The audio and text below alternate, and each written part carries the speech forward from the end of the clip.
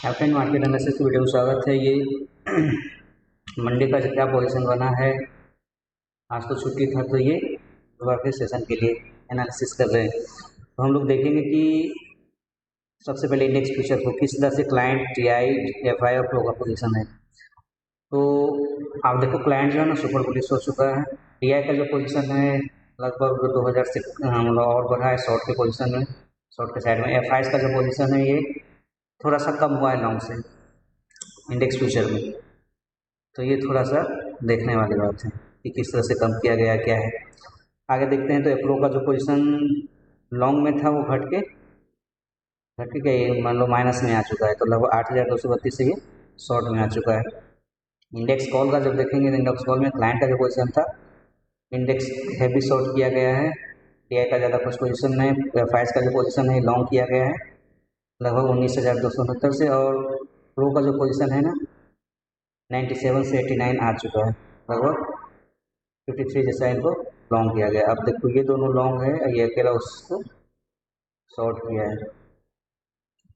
But overall pro का जो है ना शॉर्ट है।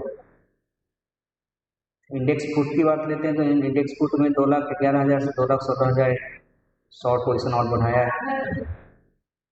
और डीआई का पोजीशन 38,000 से 37,000 ऐसा है, मतलब लगभग 1,000 से कम हुआ है।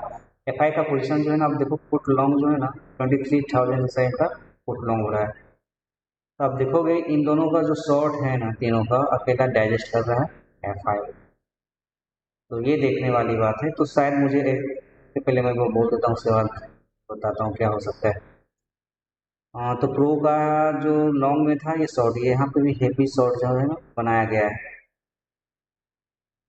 तो ये सब बुलिश साइड का एक साइन दे रहा है, ठीक है। बट स्टॉक फ्यूचर की बात करते हैं तो स्टॉक फ्यूचर में जो इनका पोजीशन था लॉन्ग में घट के 15,000 से कम हुआ है लॉन्ग। और डीआई का जो पोजीशन शॉर्ट में था 16,21,000 जैसा, तो वो घट मतलब और बढ़ा है 23,000 मतलब 24,000 से। तो 16,45,000 जैसा इनका पोजीशन और शॉर्ट में हुआ है।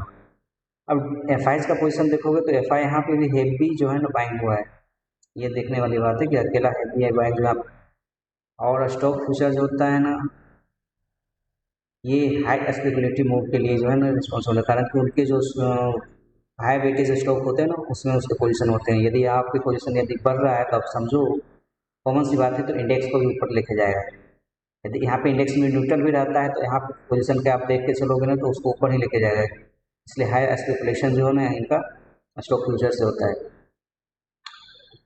और प्रो का देखोगे तो प्रो 1,73,000 से 1,70,000 यहाँ पे भी शॉर्ट बिजनेस किया है। तो ओवरऑल मेरा जो सिनेरियो बन रहा है कि ये इतना देखे और स्टॉक का तो ज़्यादा कुछ है नहीं, ठीक। तो यहाँ पे ओवरऑल जो पोजीशन बन रहा है ना मुझे ऐसा लग रहा है कि ये जो आज की जो छुट्टी थी ना उसके लिए इसने हल्का किया है। हो सके भी इसमें कुछ न्यूज़ न्यूज़ आ जाए तो इसको शॉर्ट मतलब हेज किया है इसके साथ, है ना। और इस चीज़ को इसी कारण से यदि न्यूज़ बेस के इसने जो है ना पुट को भी लॉन्ग किया है। तो एक चांसेस बनता है कि कल के दिन यदि फ्लैट ओपन हुआ तो थोड़ा नीचे लाए, या फिर ऐसा हो सकता है कि दोनों साइड का मूवमेंट जो है ना मतलब हाँ ये तो कॉमन सी बात है कि दोनों साइड का मूवमेंट आने वाला। कल पूरा प्रीमियम डिकेडे होने वाला है। आज प्रीमियम खाया होगा, कल तो मूवमेंट से प्रीमियम खाएगा, तो कल फुल टू इसका प्रीमियम डिकेडे होगा। बट ओवरऑल पोजीशन ये देखना है कि आपका आधा दिन किस साइड रहता है। यदि फर्स्ट मॉर्निंग में यदि नीचे आया तो आपका क्लोजिंग जो है ना आफ्टर लंच जो है ऊपर होगा। यदि मॉर्निंग सेशन में यदि ऊपर है आफ्टर लंच जो है नीचे होगा। तो यहाँ से ये जनरेट, तो इसमें हम लोग ऑप्शन चेन देख लेते हैं। ऑप्शन चेन में क्या है, ऐसे तो ऑप्शन चेन ज़्यादा देखने की जरूरत है नहीं, कारण कि एक दिन छुट्टी है तो फिर लगभग वो उसके पोजीशन उस हिसाब से वाइंड अप भी हो सकता है मूवमेंट आया तो। यानी जितने रेसिस्टेंट अब तक समझो 36,200 उसमें रेसिस्टेंट था, तो नो डाउट 36,200 जो है ना रेसिस्टेंट की तरह काम नहीं करना चाहिए। जब मूव आया इवन 36,500 भी रेसिस्टेंट की तरह नहीं काम करना चाहिए। तो ये चीज़ देखना है कि कल क्या मार्केट करती है। तो आप यहाँ पे देखोगे तो नीचे के साइड जो है ना पोजीशन काफ़ी अनवाइंड हुआ है। तो ये देखने वाली बात है। ये तो ये कहीं ना कहीं लॉन्ग है। यहाँ पे देखो ना, पुट पे भी हुआ है, तो ये थोड़ा सा है कि पुट पे यहाँ पे तो वीक हैंड कोई होगा तो क्या होगा, बट यहाँ पे जो है ना,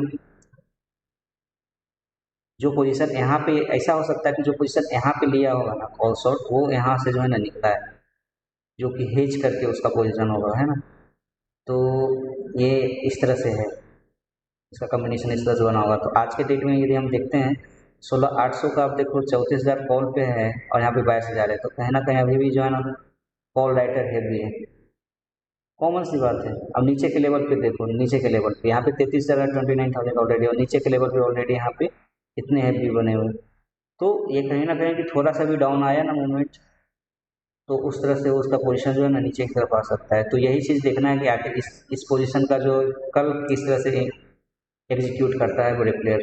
तो ये कहीं ना कहीं प्रो और बड़े प्लेयर का यहाँ पे पोजीशन है। पुट में भी आप देखोगे तो यहाँ पे लॉन्ग यदि है तो उस लॉन्ग को कहीं ना कहीं फ़ायदा उठा सकता है प्राइस नीचे ला के। तो ये देखना है कल का क्या पोजीशन बनता है। तो यदि हम बैंक निफ्टी का देखते हैं तो बैंक निफ्टी में क्या बना है पोजीशन, लगभग सेम जैसा बना होगा। तो बैंक निफ्टी में भी सेम है, आपको ऊपर के लेवल पे 36,500 एक रेजिस्टेंट नहीं होने वाला है, नो डाउट। कल ये नीचे गया तो ठीक है, उसके बाद जब ऊपर आना स्टार्ट हुआ ना तो ये सब पूरे का पूरे शॉर्ट कवर करेगा, 36,200 36,500। तो ये चीज़ होने वाला है। तो यदि हम उसको मनी फ्लो के हिसाब से देखते हैं तो मनी मनी कंट्रोल पे जो है इसका कल कैश में सेलिंग आया था, डीआई ने संभाला है, फ्यूचर में 732 करोड़ का, ठीक है ज़्यादा है नहीं, बट ऑप्शन में जो है ना उस चीज़ को बाइंग करके किया है। तो ये देखने वाली बात है कि कल इतना हैवी बाइंग हुआ है तो उस चीज़ को किस तरह से इम्प्लीमेंट करता है। मेन एग्जीक्यूशन है, एग्जीक्यूशन इसका यदि बाइंग हुआ है ऑप्शन में तो देखना पड़ेगा। और स्टॉक फ्यूचर देखो, ये दोनों मिलके जो है ना कल स्पेकुलेटिव मूव लाने वाला है, दोनों साइड का। एक मिड में जो है ना कल हो सके एक बीच का कैंडल बने,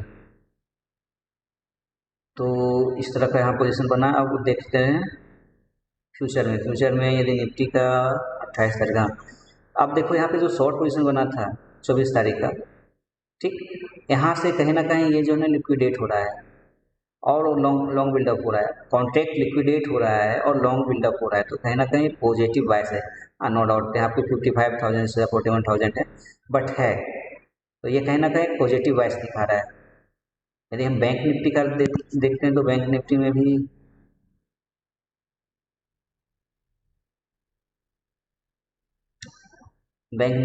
कुछ इस तरह का ही पोजीशन होगा। तो बैंक निफ्टी में भी यहाँ पे जो पोजीशन यहाँ पे बना था, यहाँ पे घटता हुआ दिख रहा है, तो कहीं ना कहीं लॉन्ग लिक्विडेट हो रहा है, तो ये पूरा का पूरा पोजीशन उसी तरह से बन रहा है। तो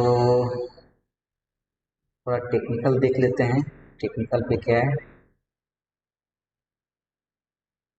ट्रेडिंग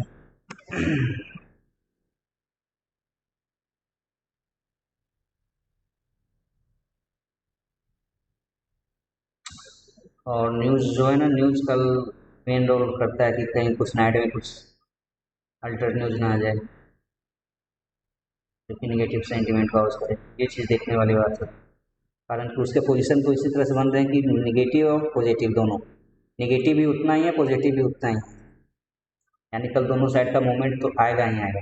अब निफ्टी बैंक का देखते हैं तो निफ्टी बैंक कहना है पॉजिटिव बायस है और क्लोज भी पॉजिटिव में ही हुआ है। ये कैंडल को देखते हैं तो ये देखना है कल का कि कल क्या होता है। यदि गैप डाउन हुआ तो एक सपोर्ट लेगा यहाँ पे, और पैनिक नहीं आने वाला है, मुझे नहीं लगता है पैनिक आएगा फिर। हाँ, बहुत ज़्यादा हुआ ग्लोबल क्रूज तो फिर आएगा, अदरवाइज ऐसा नहीं है, क्योंकि उसके पोजीशन ऑलरेडी एक्यूमुलेट हो रहा है फ्यूचर में। और यदि हम निफ्टी की बात बोलते हैं, निफ्टी तो फुल टू बुलिश है, तो एक चांसेस है कि यदि गैप गैप डाउन हुआ तो ये पोजीशन थोड़ा सपोर्ट करेगा।